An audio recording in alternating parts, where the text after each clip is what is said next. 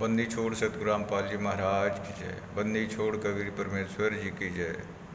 आप तमाम श्रोताओं बंधुओं को मेरा सत साहेब। मैं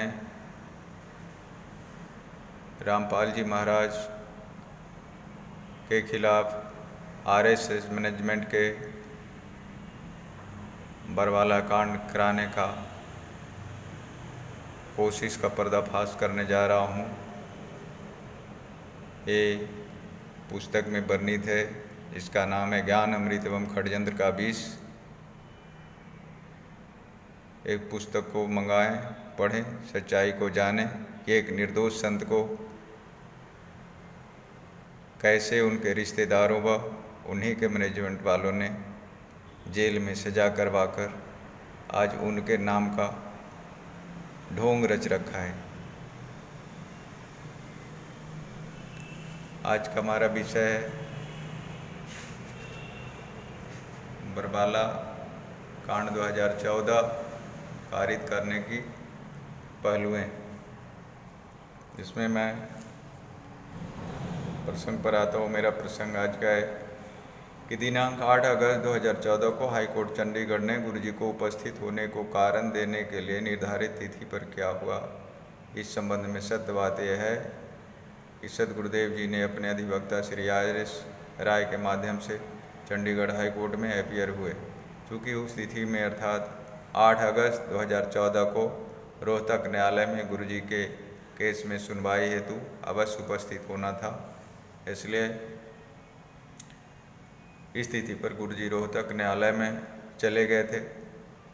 इधर चंडीगढ़ हाईकोर्ट में गुरुजी के अधिवक्ता ने गुरुजी की तरफ से न्यायालय में हाजिर होकर न्यायालय में उक्त बातों को बताते हुए हाईकोर्ट से प्रार्थना की कि रोहतक कोर्ट के न्यायिक आदेशानुसार चले जाने के कारण यहाँ आज 8 अगस्त 2014 को स्वयं उपस्थित नहीं होकर अपने अधिवक्ता के माध्यम से उपस्थित हैं।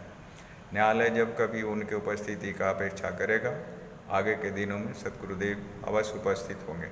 साथ ही न्यायालय से सद्गुरुदेव जी की तरफ से जवाब देने हेतु भी एक समय देने के लिए अर्चना की गई, जिस पर चंडीगढ़ हाईकोर्ट ने गुरुजी के प्रार्थना के सुनकर लिखित जवाब देने हेतु अगली तिथि 27 अगस्त 2014 को निर्धारित कर दी। दिनांक 27 अगस्त 2014 को संत रामपाल जी महाराज ने अपना जवाब उस अवमानना वाले मामले में, जिसका नंबर अवमाननाबाद संख्या 12 सन 2014 और जो चंडीगढ़ उप न्यायालय में लंबित है, दाखिल किया।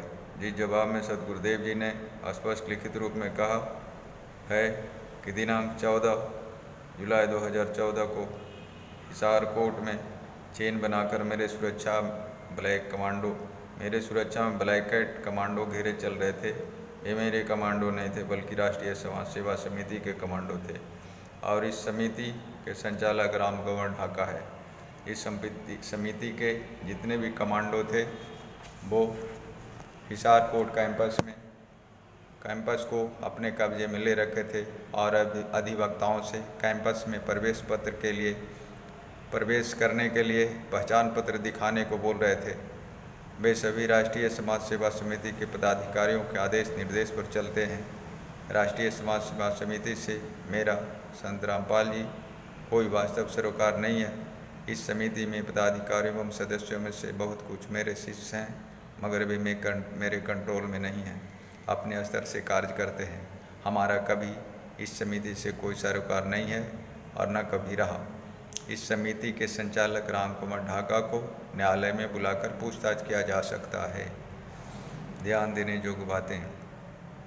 इस अवमानना वाले केस में गुरुजी को जवाब दाखिल करने के पूर्व तक रामकुमार ढाका पक्षकार नहीं था, केवल संत रामपाल जी महाराज ही थे। जब गुरुजी ने न्यायालय में जवाब दाखिल किया और रामकुमार ढाका के संबंध में न्यायालय के समक्ष पूछताछ हेतु बुलाने की बात रखी, तो उच्च न्यायालय चंडीगढ़ ने अवमानना वाले केस में रामकुमार ढाका को पक्षकार बनाया तथा उसके विरुद्ध नोटिस जारी कर उच्च न्यायालय के समक्ष दिनांक 24/9/2014 को उपस्थित होने का निर्देश दिया। साथ ही संत रामपाल जी महाराज को भी सदैव उपस्थित रहने का निर्देश दिया। संत रामपाल जी महाराज के लिखित बयान पर नोटिस राष्ट्रीय समाज सेवा समिति के संचालक राम कुमार ढाका पर जारी हुआ तो आरएसएस वाले जन भूल गए और खड़जंत्र का बीज उगलने लगे। पूरे देश विदेश के भक्तों के बीच आरएसएस समिति झूठा संदेश भिजवाए कि संत रामपाल जी महाराज का आदेश है कि सभी भक्तों को चंडीगढ़ उच्च न्यायालय में 24/9/2014 को पेशी पर अवश्य आना है। बस क्या था, आरएसएस समिति द्वारा उगले हुए खड़जंत्र के बीज को लड्डू समझ सारे भक्तगण निगलने के लिए दिनांक 24/9/14 को चंडीगढ़ सेक्टर 17 में स्थित रैली मैदान में एकत्र हो गए। अगर अपार भीड़ एकत्र हुई, आरएसएस समिति फूले नहीं समाई। भक्तों के हाथों में जजों एवं न्यायालयों के खिलाफ तख्तियां थमा संत रामपाल जी के विरुद्ध भड़काते गए। समिति के पदाधिकारियों ने अपने भाषणों के माध्यम से न्यायिक अथॉरिटी को प्रोवोकेट करते गए और सारे भगतजनों के खड़जंत्र के बीच से बेखबर अपने सामने अपने दाता के बीच खाई खोदते गए। हम इतने भंग के नशे में चूर थे कि हमारे एवं दाता के बीच खाई खोदने वाले काल ब्रह्म के दूत आरएसएस समिति का ही सहयोग करते गए। मैं लेखक भी चंडीगढ़ सेक्टर 17 के रैली मैदान दिनांक 24/9/14 को पहुंचा था। इस स्थिति में राम कुमार ढाका, जो राष्ट्रीय समाज सेवा समिति का संचालक है, चंडीगढ़ उच्च न्यायालय पहुंचकर अपनी जमानत करा ली। चूँकि अवमानना का केस कोई हीनियस अपराध के अंतर्गत नहीं आता और जमानत अक्सर मिल ही जाती है। उक्त तिथि को राम कुमार ढाका ने गुरुजी द्वारा दिए गए लिखित बयानों के विपरीत अपना लिखित शोक काज में वर्णन किया है कि राष्ट्रीय समाज सेवा समिति से